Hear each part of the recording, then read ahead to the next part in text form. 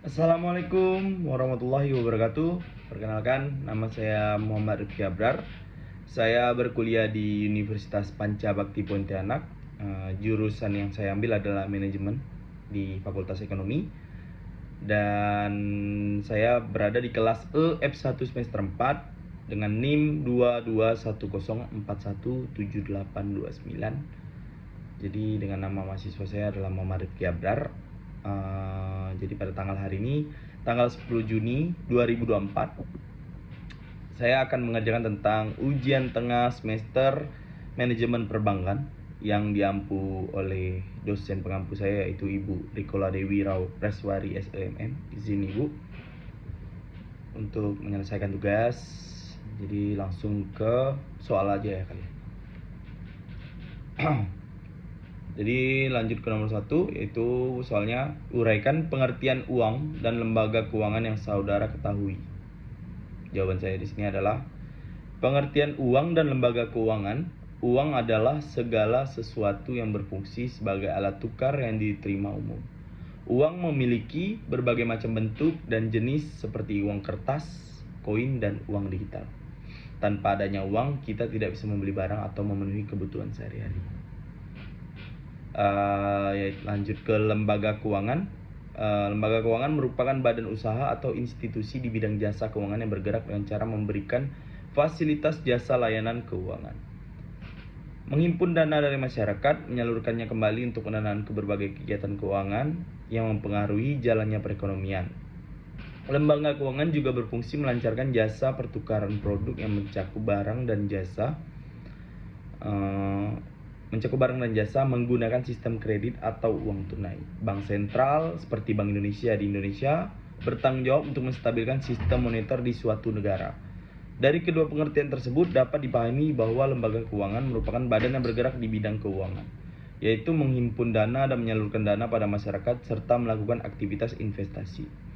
Dengan begitu, lembaga keuangan ini memiliki peranan penting dalam aktivitas peredaran uang di masyarakat yang berpengaruh pada laju ekonomi. Lanjut langsung ke nomor 2. Soal nomor 2 adalah dalam manajemen pasif terdapat beberapa fungsi sumber dana bagi bank. Sebutkan dan jelaskan apa saja fungsi tersebut. Jawaban saya yaitu fungsi sumber dana dalam manajemen pasif bagi bank. Dalam manajemen pasif terdapat beberapa fungsi sumber dana bagi bank. Berikut adalah penjelasan mengenai fungsi-fungsi tersebut. Yang pertama, ada menghimpun dana dari masyarakat, yaitu bank umum melakukan kegiatan menghimpun dana dari masyarakat dalam bentuk simpanan. Kegiatan ini dilakukan dengan membuka berbagai produk tabungan untuk memungkinkan masyarakat menyimpan uang dengan cara yang benar dan aman. Yang kedua, ada menyalurkan dana. Jadi selain menghimpun dana, bank umum juga melakukan kegiatan menyalurkan dana atau lending kepada masyarakat. Fungsi ini merupakan bagian dari fungsi intermediasi yang dilakukan oleh bank umum untuk mengumpulkan dana berbentuk deposito dan menyalurkannya kepada masyarakat. Dan yang ketiga, ada pengelolaan sumber daya manusia. Jadi fungsi manajemen dalam perusahaan juga mencakup pengelolaan sumber daya manusia, termasuk peralatan, inventaris, dan sumber daya lainnya. Dan keempat, ada perencanaan, pengendalian, dan pengorganisasian. Fungsi manajemen juga melibatkan perencanaan, pengendalian, dan pengorganisasian untuk mencapai target dan tujuan dengan memanfaatkan semua sumber daya yang dimiliki. Yang kelima, ada mendapatkan dana perusahaan. Jadi manajemen keuangan perusahaan memiliki kegiatan untuk mendapatkan dana perusahaan baik dari sumber internal maupun eksternal. Dengan demikian, fungsi sumber dana dalam manajemen pasif bagi bank meliputi penghimpunan dana dari masyarakat, penyaluran dana, pengelolaan sumber daya manusia, perencanaan, pengendalian, pengorganisasian, dan mendapatkan dana perusahaan. Lanjut ke soal nomor 3, yaitu jelaskan apa yang dimaksud dengan bank and creation of money. Jadi jawaban saya adalah bank and the creation of money. Apa yang dimaksud dengan bank? Bank adalah lembaga keuangan yang tidak bisa dilepaskan dari kehidupan sehari-hari, karena semua transaksi terkadang harus melalui bank. Bank menyediakan berbagai layanan keuangan seperti pembayaran, produk tabungan, kredit, dan asuransi untuk individu maupun usaha kecil dan menengah. Lalu ada gap management atau manajemen gap, merupakan salah satu fungsi dari assets dan liability management (ALMA) yang ada pada setiap bank. Strategi ini bertujuan untuk maksimalkan net income margin atau NIM melalui siklus margin atau bagi hasil dengan mengelola mengendalikan kesenjangan gap antara aset dan liabilitas pada suatu periode yang sama. Pembagian klasifikasi bank menurut status yang dimaksud adalah kemampuan bank dalam melayani masyarakat dari segi jumlah produk, modal, hingga kualitas pelayanan. Klasifikasi bank yang dilihat dari status dibagi menjadi dua, yakni bank devisa dan bank non-devisa. Bank devisa adalah bank yang dapat melakukan transaksi hingga ke luar negeri atau kegiatan yang berhubungan dengan mata uang asing.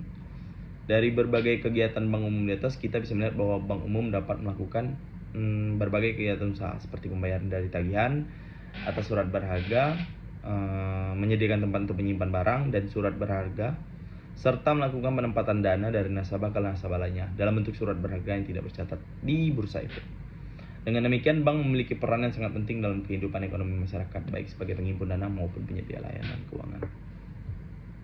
Lanjut ke soal nomor 4. Nomor 4, soalnya di sini adalah mengapa bank mengalami kesulitan dalam menghadapi perekonomian yang merosot.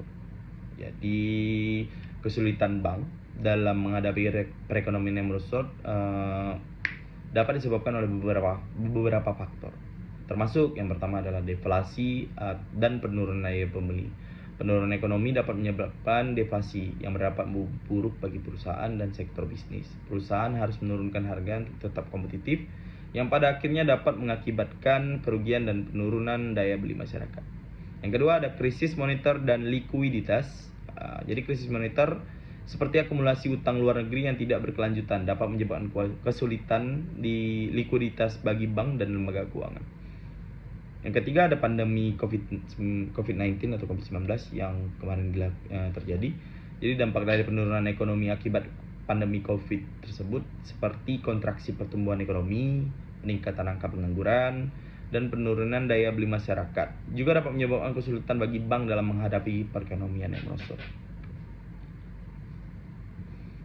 Yang keempat ada kesulitan membayar utang falas. Sebelum krisis 1997, gejala perbankan yang tidak sehat telah terlihat, dan saat terjadi krisis, bank mengalami kesulitan likuiditas yang besar dan sulit melunasi utang falas bertenor pendek.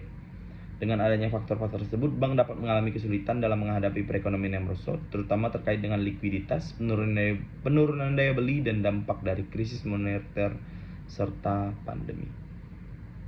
Lalu lanjut ke soal nomor 5. Sesuai dengan fungsi perbankan untuk menghimpun dana dari mereka yang surplus keuangan, maka secara garis besar sumber dana bank dapat diperoleh dari bank itu sendiri dan dari masyarakat luas. Sebutkan dan jelaskan sumber dana bank dari kedua sumber dana tersebut. Sumber dana bank dari bank itu sendiri dan masyarakat luas ada dua, yaitu sumber dana bank dari sumber dana bank dari bank itu sendiri dan masyarakat luas.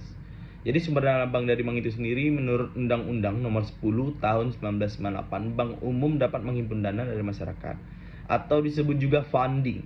Selain itu, bank juga dapat menghimpun dana dari sumber bank itu sendiri seperti setoran modal waktu pendirian. Yang kedua ada sumber dana bank dari masyarakat luas. Bank juga menghimpun dana dari masyarakat dalam bentuk simpanan dan menyalurkannya kepada masyarakat dalam bentuk kredit dan bentuk-bentuk lainnya. Dana dari masyarakat ini dikumpulkan melalui usaha perbankan seperti simpanan giro, deposito, dan tabungan. Dengan demikian, sumber dana bank dapat diperoleh dari bank itu sendiri melalui setoran modal waktu pendirian, serta dari masyarakat luas melalui simpanan, deposito, dan tabungan.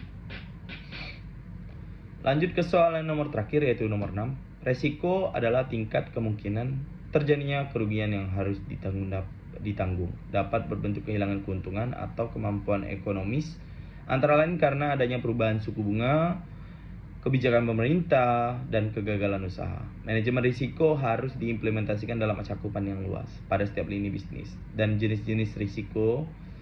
Jadi sebutkan dan jelaskan jenis-jenis risiko disertai dengan contoh. Jenis-jenis risiko dan contohnya, jawaban saya di sini adalah pertama ada risiko usaha.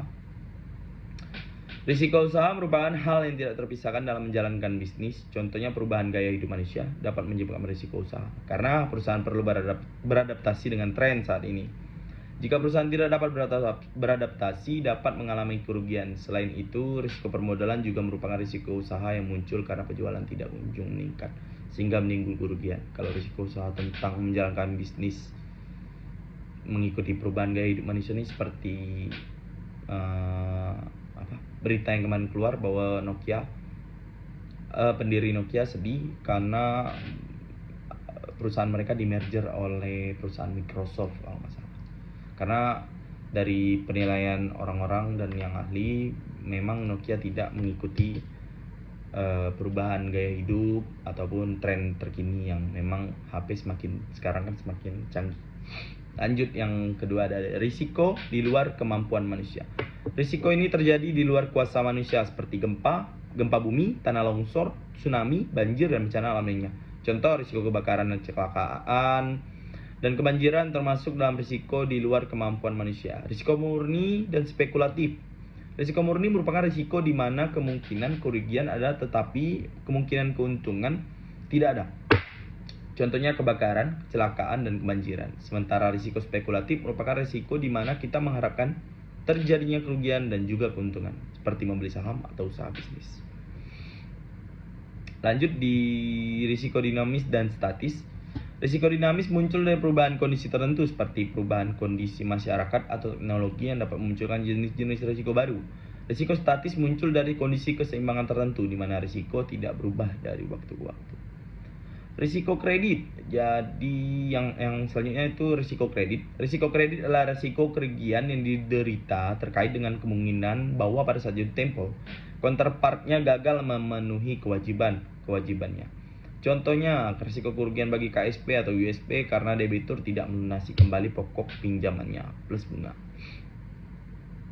Yang terakhir saya ada di manfaat manajemen risiko. Manajemen risiko memiliki tujuan untuk memastikan bahwa berbagai macam risiko usaha yang timbul dalam aktivitas bisnis akan mudah teridentifikasi, terukur, dan jika terjadi akan dapat segera dikelola dengan baik. Dengan mengidentifikasi, menganalisis, dan mengelola risiko, organisasi dapat mengurangi kemungkinan terjadinya kerugian finansial, operasional, atau reputasi yang signifikan. Dengan penanganan risk management yang baik, segala kemungkinan kerugian yang bisa menimpa perusahaan bisa diminimalisir. Sekian, terima kasih dari saya. Itulah tadi ujian tengah semester yang saya kerjakan untuk mata kuliah manajemen penerbangan. Di sini Ibu dosen Ibu Rukola. Assalamualaikum warahmatullahi wabarakatuh.